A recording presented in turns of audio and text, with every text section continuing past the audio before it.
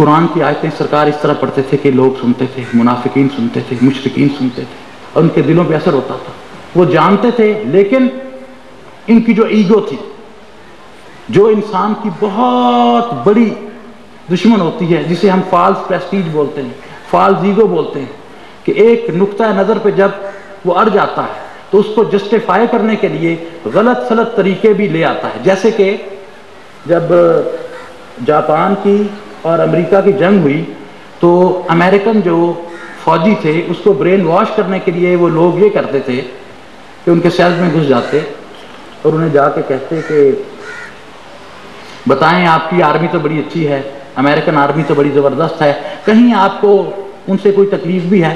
اب لوگ جو جیل میں ہوا کرتے تھے وہ اکثر یہ کہہ دیتے تھے کہ ہاں ہمارا پیچھا نہیں کیا، تو دوسرے دن انہوں نے آ جانا اور کہنا کہ ہاں باقی تو ماشاءاللہ سے آپ بڑے پیٹریوٹک ہیں، بڑے محب الوطن ہیں، یہ جو آپ نے پیچھا نہیں کیا اس پہ کوئی گفتگو فرما دیں. تو وہ اپنے اس غلط جو ایک بات منہ سے نکل جاتی ہے ایگو کو پروٹیکٹ کرنے کے لیے، تو وہ یہ کرتے تھے کہ دوسری جسٹیفیکیشن لاتے تھے، جو کہ ہر انسان کا طریقہ ہے، اور آہستہ آہستہ وہ برین واش ہو جائے گا. اور برین واشنگ کا یہ بہت بڑا طریقہ ہے. تنقید کر کے ہم لوگ علماء، میں الحمدللہ تعالی اہل سنت والجماعت میں سے ہوں، نبی اکرم صلی اللہ علیہ وسلم کا غلام ہوں، اور میری یہی شناخت ہے. یہ وارث کرم، یہ جو بھی خطابات ہیں، ان کو میں اپنے لیے بیلیوں کی طرف سے دعائیں سمجھتا ہوں. میری جو حیثیت ہے وہ نبی اکرم صلی اللہ علیہ وسلم کی بارگاہ عالیہ میں ایک ادنا غلام اور ایک ادنا کتے سے زیادہ نہیں. بخدا یہ بات میرے دل کی آواز ہے. اس محفل میں اگر میں بناوٹ اور تصنع کروں تو سچی بات میں کہاں کروں گا؟ میں ایک ادنا خادم اور ایک ادنا غلام ہوں، اور جب لوگ تعریف کرتے ہیں تو ڈر جاتا ہوں کہ کہیں یہ تعریف ان لوگوں کی طرف سے ہو اور سرکار اگر راضی نہ ہو تو یہ تعریف کس کام کی. اور زندگی کی کامیابی کی دلیل یہ سمجھتا ہوں کہ اگر میرے آقا نبی اکرم صلی اللہ علیہ وسلم مجھ پہ راضی ہو جائیں اور پوری دنیا میرے پہ تھوکے تو میں یہ سمجھوں گا کہ میری زندگی کامیاب ہو گئی. اور اگر پوری دنیا مجھے سر پہ اٹھا لے، دنیا نے تو فرعون کو بھی سر پہ اٹھایا تھا، شداد کو بھی اٹھایا تھا. یہ پوپ بیسیکلی یہ جان پال جب پولینڈ گئے تھے تو 3 کروڑ آدمیوں نے ان کا استقبال کیا. تو کیا یہ حق اور صداقت پہ تھے؟ یہ رش کا ہونا حق اور صداقت کی دلیل نہیں ہے.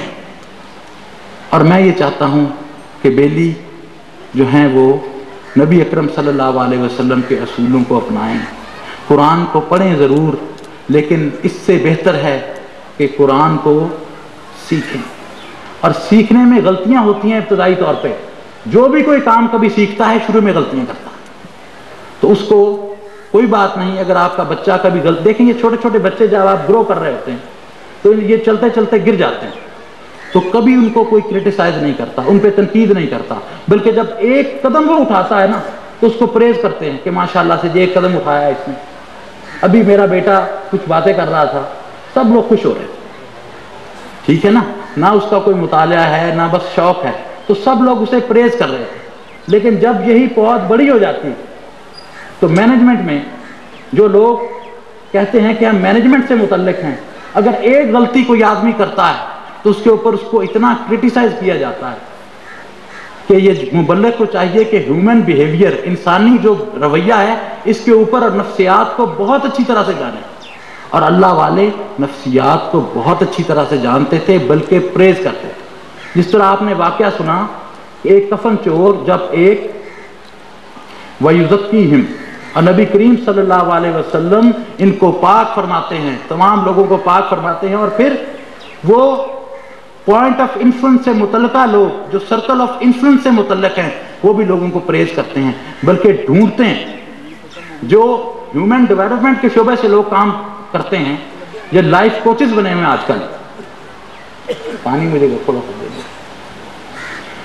تو وہ لوگ اچھی طرح سے سمجھتے ہیں کہ پریز کرنے سے، حوصلہ افزائی کرنے سے، خوشامد میرا معنی نہیں ہے، حوصلہ افزائی کرنے سے جو لوگوں کی صلاحیت ہے وہ بڑھتی. جب چھوٹا بچہ گر جاتا ہے اور ایک قدم چلتا ہے تو کہتے جی ماشاءاللہ کیا کیا. جب یہی پود بڑی ہوتی تو چھوٹی سی غلطی کرتے ہیں تو ایسے پنش کیا جاتا ہے اور ایسے کرٹیسائز کیا جاتا ہے. اور ہم نے اور کوئی سکل اپنا ڈیولپ کیا ہے یا نہیں کیا ہے من حاصل قوم، لیکن کرٹیسزم میں تو جواب نہیں ہے۔ ایسی تنقید کرنے کا ماہر ہیں ہم لوگ کہ بڑی بڑی تنظیم کو جڑوں سے اکھاڑ دیتے ہیں۔ یہ سکل جو ہے نا وہ اچھا ڈیولپ کر لیا ہے، اس سے تبدیلی نہیں آئے گی۔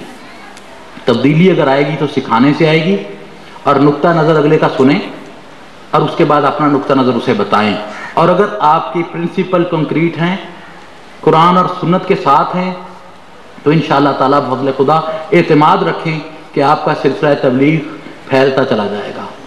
لیکن ایسی شکل نہ بتائیں لوگوں کو دین کی کہ اتنا مشکل کر کے دکھا دیں کہ لوگ سمجھیں کہ اس پہ تو چلا ہی نہیں جا سکتا۔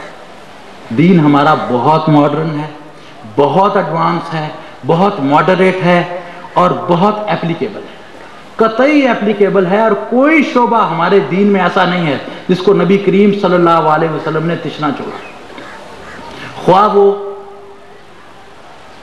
فوج کی قیادت ہو، خواہ وہ اخلاقیات ہوں، خواہ وہ معاشیات ہوں، فائنینشیل سیکٹر ہو، خواہ وہ آپ کی فیملی لائف ہو، خواہ وہ بیلنس ہو، خواہ وہ ٹائم مینجمنٹ سے ہو۔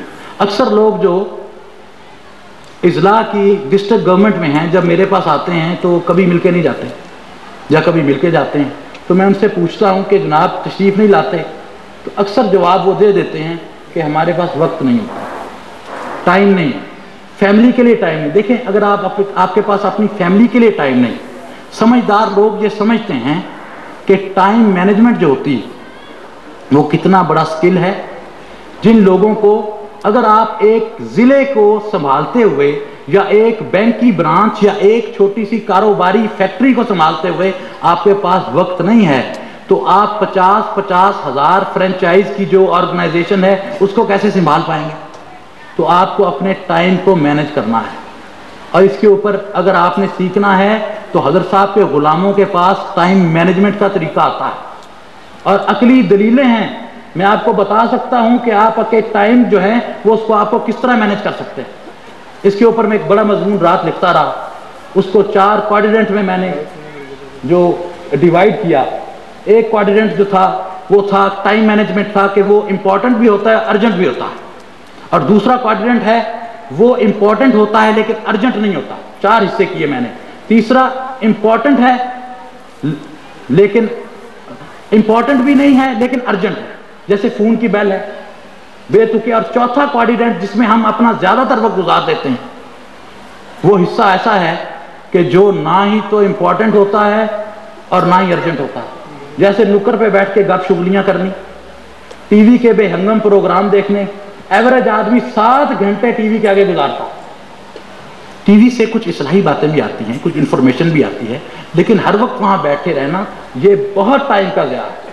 ٹائم تو ماچس کی تیلی سے اڑانا ہو تو ٹی وی دیکھیں، زیادہ دیکھیں ٹی وی، جو اچھے پروگرام لگتے ہیں دیکھیں۔